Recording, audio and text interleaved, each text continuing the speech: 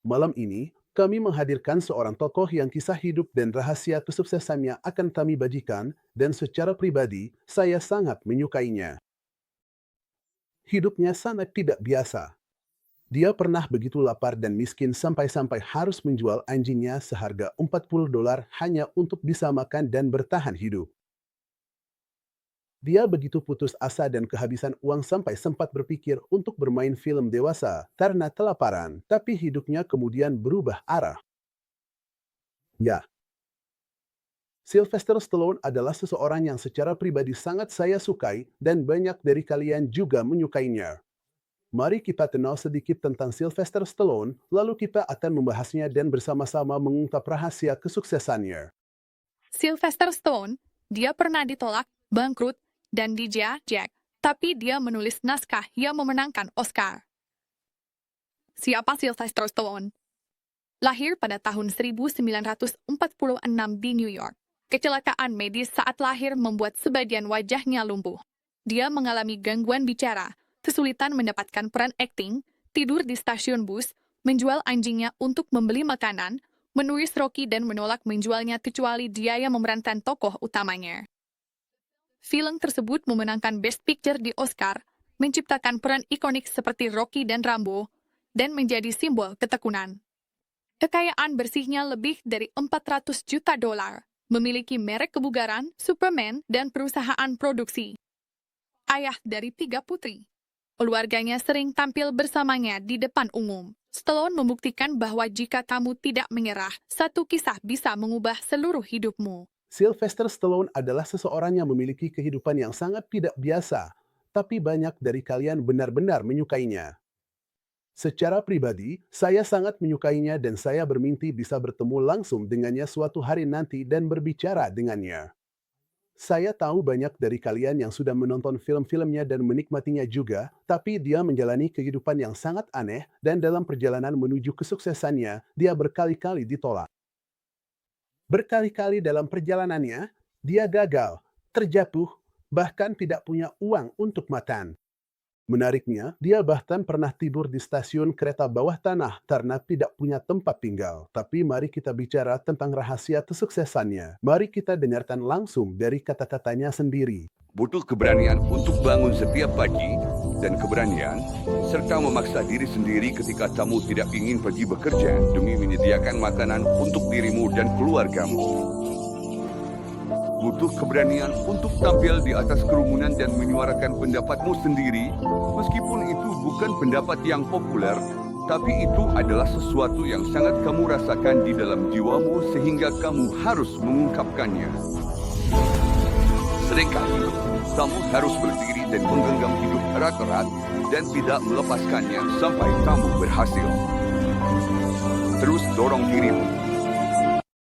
Apa sih di dunia ini yang benar-benar membuatmu bersemangat? Antangannya, aku benar-benar suka. Aku suka itu. Kamu tahu, kan? Aku suka ketika dibilang tidak. Mengerti. Itu justru berarti ya. Kamu ngerti, kan? Buat kamu, Wah, apa yang bikin kamu ilfeel? orangnya antusiasme bikin aku ilfeel. Aku mengejar sesuatu tapi tak ada yang senang. Tapi kami cuma ingin menjaga kepentinganmu. Aku menghargai, tapi kalian lebih menjaga kepentingan sendiri. Kalian nggak perlu meminta orang datang dan membayar lagi untuk yang sudah dibayar, tapi dianggap belum cukup baik. Menurutmu itu benar? Mungkin kamu cuma menjalankan tugas, tapi kenapa menghalangi aku menjalankan tugasku? Soalnya kalau kamu mau berjuang sekeras itu untuk mencapai apa yang kamu inginkan, siapa yang berhak menghentikanmu? Mungkin kalian punya hal yang belum selesai, ingin dilakukan, atau belum sempat dikatakan ke seseorang. Sesuatu, dan kamu dibilang tidak setelah kamu berjuang keras. Siapa yang berhak bilang begitu ke kamu? Siapa? Kamu berhak mengikuti kata hatimu. Tidak ada yang berhak bilang tidak, setelah kamu berhak berada di tempat yang kamu inginkan dan melakukan apa yang kamu mau. Kamu tahu, makin tua aku, makin banyak hal yang harus aku tinggalkan. Itulah hidup. Satu-satunya hal yang aku minta kalian tinggalkan di meja adalah apa yang benar. Kita sudah ketinggalan jadwal dan aku harus shopping montase. Dan aku bilang, ya ampun, montase ini seharusnya butuh waktu 5 hari. Jadi, yang aku lakukan adalah aku masuk ke sana, mengumpulkan semua orang di satu ruangan besar, semua penari, dan menyiapkan 3 kamera. Aku ambil 1 kamera dan hanya fokus pada John Travolta, lalu aku bekerja dengannya. Dan sisanya, aku bilang ke semua orang, tari saja dan lakukan apapun yang kalian mau. Kayang, aku bilang tangkap semuanya, apapun itu. Lalu aku kirim 1 kamera ke bawah saat mereka sedang membuat panggung. Maksudku, hanya dengan lampu biasa. Hitam apa yang bisa kamu ambil? Tanpa suara. Tidak ada apa-apa. Lalu kami gabungkan semuanya dan berhasil menghemat 4 hari syuting. Mau. Tapi sejujurnya tidak ada satupun dari itu yang dikoreografi, nol. Mau. Aku bilang, oke John, lakukan ini. Ya. Pep, lakukan ini. Wah. Memotong, kemudian, demi Tuhan. Dan para penari lain cuma di pojokan sana. Mereka akan menggaruk, jungkir balik, peregangan, lalu dia gabungkan semua. Luar biasa kan? Itu sihir dari... Ya, ini seperti tidak ada aturan. Dialah ya. Tidak berarti iya. Ini adalah poin indah dalam pembicaraannya yang aku tangkap bahwa bagi banyak dari kita, mengatakan tidak itu benar-benar sulit. Maksudku, saat kita ingin bilang tidak. Jujur saja, aku sendiri agak malu soal hal-hal seperti ini dan memang susah bagiku untuk bilang tidak. Kalau ada yang minta sesuatu, aku langsung bilang, oke, aku kerjakan. Tapi sebenarnya, kadang-kadang mengatakan tidak adalah hal terbaik yang bisa kamu lakukan, hal terbaik untuk masa depanmu. Pada saat-saat di mana kamu harus bilang tidak, kadang memang sulit. Bahkan ketika seseorang meminta sesuatu dalam bisnismu, dalam hidupmu, kadang susah untuk bilang tidak karena terpaksa. Kadang-kadang bahkan susah untuk bilang tidak karena kamu nggak punya uang, karena situasi pekerjaanmu, bahkan karena kamu mungkin punya bisnis besar, tapi pada saat itu, mungkin karena situasi tertentu, setiap orang punya situasi yang berbeda, kamu jadi nggak bisa bilang tidak dan merasa terpaksa melakukannya, harus melakukannya karena kewajiban, dan menurutku itu hal terburuk yang bisa terjadi. Tapi kadang-kadang, mengatakan tidak adalah hal yang benar untuk dilakukan. Kamu mungkin akan melewati masa-masa sulit untuk sementara waktu, tapi setelah itu kesuksesan akan datang. Contohnya, Sylvester Stallone, di masa-masa awal sebelum dia terkenal, dia sampai kelaparan karena tidak punya uang untuk makan, dan dia hampir saja bermain di film dewasa hanya supaya bisa membayar biaya hidupnya, padahal yang benar-benar dia cintai adalah menulis. Dia suka berakting, tapi dia tidak diberi kesempatan terutama karena sebagian wajahnya lumpuh. Dia tidak bisa berbicara dengan jelas, dan pada saat itu, dia ditawari peran dalam sebuah film yang nantinya, omong-omong, mengambil jalan berbeda dan akhirnya dibuat ulang dan semacamnya. Tapi pada waktu itu, mereka menawarinya $200, hanya $200 untuk berakting di film ini. Pada saat itu, dia punya 2 pilihan, bermain di film porno untuk menghindari kelaparan atau menerima $200 dan terpaksa bermain di film ini. Tapi dia memutuskan untuk tidak bermain di film porno itu. Mungkin dia bisa keluar dari kelaparan itu, tapi dia malah memilih untuk berakting di sebuah film dengan bayaran $200. Lihat, kamu tahu rasanya seperti apa? Itu seperti gandum. Kamu punya sebutir gandum, seperti kamu punya benih gandum yang ada di telapak tanganmu. Sekarang, kamu sangat lapar sampai-sampai ingin memakannya hanya untuk mengisi perut, tapi besok kamu tidak akan punya gandum lagi. Atau kamu bisa menanam gandum itu dan menunggu sampai tumbuh, sehingga nanti kamu akan punya jauh lebih banyak gandum. Itu akan memberimu banyak sekali benih. Dan itulah keputusan yang diambil Sylvester Stallone, dan kamu bisa lihat betapa hidupnya berubah setelah itu. Pertama kali saya bertemu, Bob Geldof dan Irwin Winkler, dan saya rasa waktu itu saya datang untuk audisi.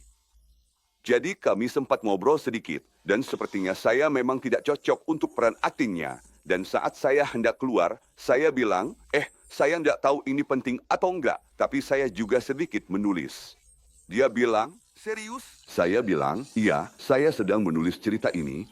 Saya punya ide tentang pegulat dan mungkin saya akan membuat sesuatu tentang tinju. Lalu dia bilang, ya sudah, bawa ke sini. Saya berpikir, kalau saja saya tidak berhenti waktu mau keluar. Makanya saya selalu bilang ke aktor atau penulis, jangan menyerah, terus bicara. Pada akhirnya, mungkin saja kamu menyentuh sesuatu yang membuat mereka bilang, ayo, kembali. Dan kalau mereka tidak bilang, ayo kembali, atau bawa nanti dan kita lihat apa yang sudah kamu kembangkan, saya tidak akan duduk di sini sekarang.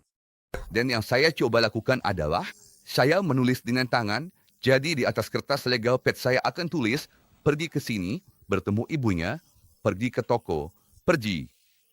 Jadi saya akan punya sekitar 10 poin, semacam urutan kejadian ke mana dia pergi, misalnya naik kuda, berenang, dan seterusnya, boom, boom, boom.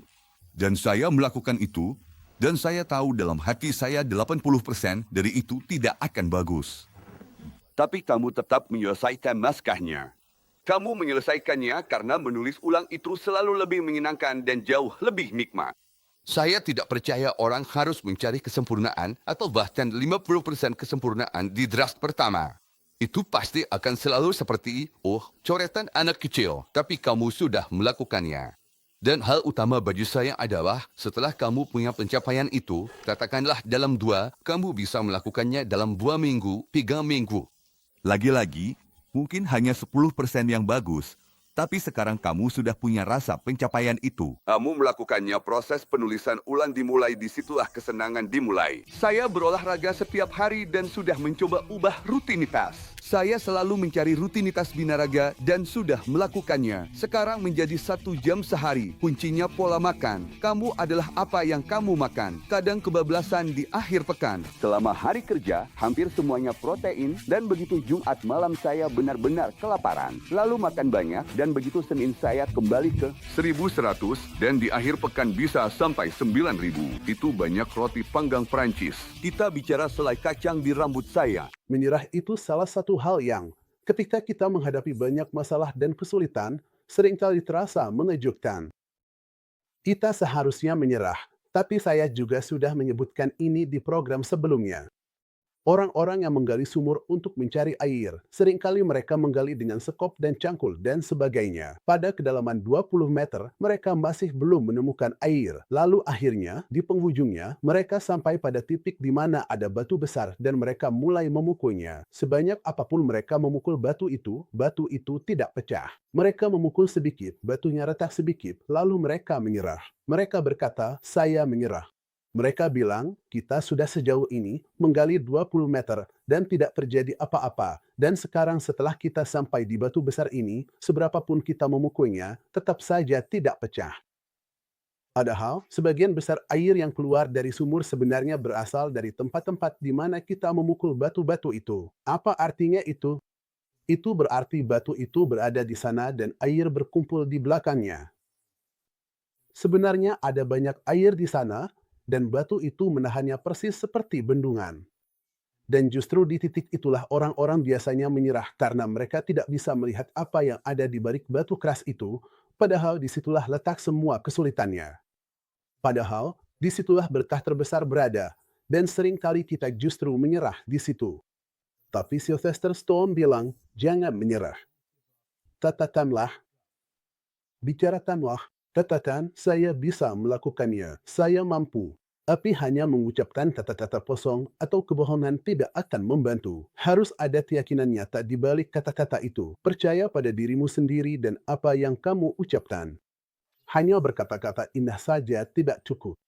Saya benar-benar percaya dengan apa yang saya sampaikan sekarang. Selama bertahun-tahun, saya duduk dan belajar begitu banyak dari orang-orang sukses di seluruh dunia. Dan saya benar-benar membuat program ini dengan penuh cinta. Bukan hanya supaya program ini ditonton banyak orang, jutaan penonton. Tentu saja, saya akan senang jika itu terjadi, tapi ini adalah sesuatu yang tulus dan benar-benar mengubah hidup saya. Saya ingat punya buku catatan. Di malam hari, saya menulis hal-hal ini. Saya akan menonton program-program ini dan terus-menerus mencatat. Dan jika Sylvester Stallone, yang bahkan rela menjual anjingnya hanya untuk bisa makan, $40 saja supaya bisa makan, bisa berangkat dari kondisi seperti itu hingga menjadi orang seperti sekarang, seseorang yang dikenal seluruh dunia dan benar-benar punya kepribadian yang sangat menarik dan mempesona. Dia terkenal dan punya begitu banyak hal yang pasti sudah kamu ketahui. Kamu dan aku bisa melakukannya. Saya ingatkan, dia menjual anjingnya seharga $40. Kemudian, dia kembali dan membeli anjing yang sama itu seharga $15.000. Jadi, waktu itu dia terpaksa menjualnya seharga $40 lalu membeli anjing yang sama itu seharga $15.000. Awalnya, ketika saya membawa naskah itu kepada mereka, mereka cukup antusias. Satu hal yang tidak mereka sukai adalah saya yang memerankan peran itu dan saya benar-benar tidak bisa menyalahkan mereka. Pada saat itu, Ryan O'Neal adalah kandidatnya, Burt Reynolds, Robert Redford, Jimmy Chaan, dan mereka semua, kamu tahu, sedang berada di puncak karir mereka. Jadi saya bisa memahaminya. Tapi ada sesuatu di dalam diri saya yang berkata, kamu tahu, kesempatan ini tidak akan datang lagi. Saya tidak terbiasa dengan uang, tidak tahu apa yang akan saya lewatkan. Tapi godaan mulai muncul. Awalnya tawarannya $25.000, lalu $100.000. Saya bilang, wah, saya belum pernah dengar uang $100.000.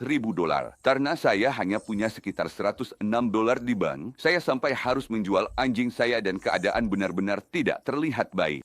Mobil $40 saya rusak, jadi saya naik bus ke kerja. Tapi itu tidak masalah. Saya bertahan. Tawarannya naik ke $150.000, $175.000, lalu $250.000. Sekarang kepala saya mulai pusing. Dan tawarannya naik lagi jadi $330.000 dan mungkin saya dengar bahkan sampai $360.000 dan saya berpikir, oke, kamu benar-benar sudah mengelola hidup miskin dengan sangat baik. Kamu sudah tahu ilmunya. Kamu memang nggak butuh banyak untuk bertahan hidup. Saya seperti sudah temukan caranya. Jadi saya memang, sama sekali nggak terbiasa dengan hidup enak. Jadi saya berpikir, kamu tahu nggak? Kalau saya tahu di lubuk hati saya, kalau saya jual naskah ini dan ternyata sukses besar, saya bakal lompat dari gedung kalau saya nggak ikut main di dalamnya. Nggak ada keraguan soal itu. Saya bakal nekat loncat ke depan kereta. Saya bakal benar-benar kecewa. Jadi, ini salah satu hal di mana kamu harus nekat dan bertindak tanpa banyak perhitungan. Kamu bilang, oke, saya harus coba. Saya harus lakukan saja. Mungkin saya benar-benar salah dan saya akan menyeret banyak orang bersama saya. Tapi saya benar-benar percaya pada ini. Itu bukan hal yang mudah dilakukan dan kamu nggak bisa melakukannya hanya dengan hal-hal biasa yang kamu lihat di depan mata. Semuanya harus diformulasikan. Kamu harus cek darahmu. Kamu harus membuatnya khusus untuk dirimu, jadi itu milikmu sendiri di dunia. Pokoknya terus semangat. Sekarang aku rasa aku bakal bisa hidup sampai 200 tahun. Menulis, aku hampir menganggapnya seperti olahraga. Aku bangun mungkin jam 4.30 pagi. Butuh waktu 1 jam untuk benar-benar mulai, lalu aku akan menulis sekitar 3 jam, dan setelah itu, jadi terasa berulang. Dan keesokan harinya, aku bangun dan bahkan kalau aku tidak merasa terinspirasi, aku tetap duduk di sana selama 3 jam itu sampai otakku bilang, oke, kamu harus mulai menghasilkan sesuatu. Jadi, aku berusaha menulis dengan cepat dan aku mengikuti pola tertentu, persis seperti kalau kamu ada di militer atau semacamnya. Dan itu membuatku bisa menyelesaikannya dengan cepat. Beberapa penulis butuh waktu 1 tahun atau 2 tahun. Setiap orang berbeda. Kulakukan itu. Menulis baik pagi, guys. Tapi penulis harus dulu. Aku selalu menulis di malam hari ketika tapi aku sadar semuanya. Semua orang mati. Suasananya gelap. Wah, rasanya menyeramkan, benar-benar mengerikan, sangat depresif. Lalu aku sadar Edgar Allan Poe menulis di malam hari dan sekarang aku tahu alasannya. Tahu tamu belum pernah punya apa-apa. Seperti hari ini, bilang, oke, aku jual saja. Aku nggak bisa menyerahkan rumah itu. Nggak, ngerti kan? Tapi kalau kamu nggak punya rumah, nggak punya apa-apa, lalu cuma duduk di situ bilang, aku nulis ini buat diri sendiri, dan aku nggak tahu bagus atau nggak. Tapi kalau ada yang suka, aku bakal nyesel. Aku tahu aku bakal nyesel. Aku yakin aku bilang itu seminggu sekali. Setiap jalan-jalan, aku bilang syukur kepada Tuhan. Serius? Sepanjang waktu. Kamu melakukan satu hal benar. Kamu bisa melakukan banyak kesalahan, tapi cukup satu hal benar. Kamu bilang, kadang-kadang itu bisa menebus 999 kesalahan lainnya. Mengorbankan sesuatu untuk mendapatkan sesuatu. Dan aku berpikir, aku nggak punya uang, jadi aku nggak punya telepon. Aku cat jendelaku jadi hitam, jadi aku nggak tahu apakah matahari sudah terbit atau terbenam. Yang aku tahu cuma aku harus menulis. Dan aku menulis dan menulis. Itu sangat buruk. Nggak bagus sama sekali. Tapi setiap hari, itu makin lama makin baik. Seperti mesin, seperti otot. Sampai akhirnya, ide untuk Rocky muncul. Jadi, intinya adalah kamu harus gagal 100 kali untuk berhasil sekali. Itu memang bagian dari prosesnya. Kamu nggak ada yang langsung berhasil di percobaan pertama. Ini soal belajar untuk tidak kecewa saat gagal, untuk memahami kegagalan. Kamu hanya belajar saat kamu gagal. Kamu nggak belajar saat kamu berhasil. Kamu tahu, kamu terlalu. Beberapa menganggap begitu. Tapi saat kamu gagal, disitulah kamu belajar. Jadi, begitulah saya belajar. Beruntungnya, saya adalah seorang yang gagal di New York dan itulah alasan saya mulai menulis yang akhirnya membuat saya sukses. Saya harus mengajarkan diri saya sendiri sejak awal untuk selalu siap gagal. Amen. Harus siap menginginkannya. Terima saja, itu pasti akan terjadi.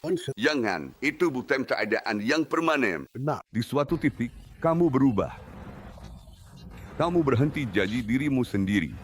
Kamu membiarkan orang lain menunjuk wajahmu dan bilang kamu tidak berguna. Dan saat segalanya jadi sulit, kamu mulai mencari sesuatu untuk disalahkan, seperti bayangan besar. Biar saya kasih tahu sesuatu yang kamu tahu. Dunia ini tidak selalu indah. Dunia ini kejam dan keras. Tak peduli sekuat apa kamu, dunia akan menjatuhkanmu berlutut dan menahanmu di sana kalau kamu membiarkannya. Kamu, aku, atau siapapun tidak akan bisa memukul sekeras kehidupan. Tapi ini bukan soal seberapa keras kamu memukul. Ini soal seberapa keras kamu bisa dipukul dan tetap maju. Seberapa banyak kamu bisa menahan dan tetap melangkah ke depan. Itulah cara kemenangan diraih. Sekarang, kalau kamu tahu nilai dirimu, maka pergilah dan raih apa yang memang layak kamu dapatkan. Tapi kamu harus mau menerima pukulan dan jangan menyalahkan orang lain dengan bilang kamu tidak berada di tempat yang kamu inginkan karena dia, atau siapapun. Orang pengecut yang melakukan itu, dan itu bukan kamu. Kamu lebih baik dari itu. Dalam hidup, tidak penting seberapa keras kamu dipukul. Yang penting adalah kamu harus terus maju. Ini adalah kalimat terkenal dari film Rocky yang dia ucapkan kepada anaknya di film tersebut dan menjadi ikonik. Dialog ini, hidup memang penuh dengan masalah. Penuh dengan kesulitan. Kita tidak hidup di dunia ini untuk berjalan dari awal sampai akhir tanpa masalah. Semuanya baik-baik saja. Penyakit bisa saja datang. Kamu bisa menghadapi masalah keuangan, kegagalan dalam kehidupan pribadi, dalam pernikahan. Perceraian bisa saja terjadi. Kita bisa kehilangan orang yang kita cintai, dan banyak hal aneh bisa terjadi dalam hidup kita. Dan dunia ini terasa seperti medan perang. Dan jika kamu ingin berhasil, kamu harus terus maju. Kamu harus terus bergerak, terus bergerak, terus bergerak. Dan mungkin itu satu-satunya cara. Inilah hidup bagi banyak dari kita, bahwa kita harus terus berjalan. Kita harus terus berjalan. Saya mendorongmu, teruslah berjalan, dan teruslah berjalan, dan teruslah berjalan. Ketika Sylvester Stallone benar-benar tidur di stasiun bus selama beberapa hari dan dia ditawari peran di film porno. Sebenarnya, maaf, dia bukan ditawari. Dia sendiri yang memutuskan untuk berakting di film porno. Atau nanti, ketika dia diberi pilihan antara menerima $200 untuk menjadi aktor, dia memilih berakting. Dia berkata, entah aku harus mati atau aku harus berhasil. Entah aku harus mati atau aku harus berhasil. Dan kita lihat bahwa dia benar-benar berhasil. Ini adalah salah satu rahasia besar dalam kehidupan orang sukses. Dia berkata, entah aku harus mati atau aku harus berhasil. Aku harus mencoba karena aku bisa berhasil. Hari ini, kamu juga bisa sukses. Kamu juga bisa seperti Sylvester Stallone dalam hidupmu, bangkit dari bawah. Aku tidak tahu di mana posisi kamu dalam hidupmu saat ini. Mungkin kamu sedang di bawah, di tengah, atau bahkan di puncak, tapi teruslah berjalan. Teruslah melangkah maju, karena aku tahu kesuksesan sedang menantimu. Jika kamu tidak mengejar mimpimu sendiri, orang lain akan mempekerjakanmu untuk membantu mereka meraih mimpi mereka. Jadi, kejarlah mimpimu, nikmati masa depan terbaik yang memang ditakdirkan untukmu, dan nyatakan setiap hari bahwa kamu memiliki masa depan yang hebat itu. Aku berolahraga hampir setiap hari. Aku sudah mencoba mengubah rutinitasnya. Aku selalu mencari rutinitas binaraga baru dan aku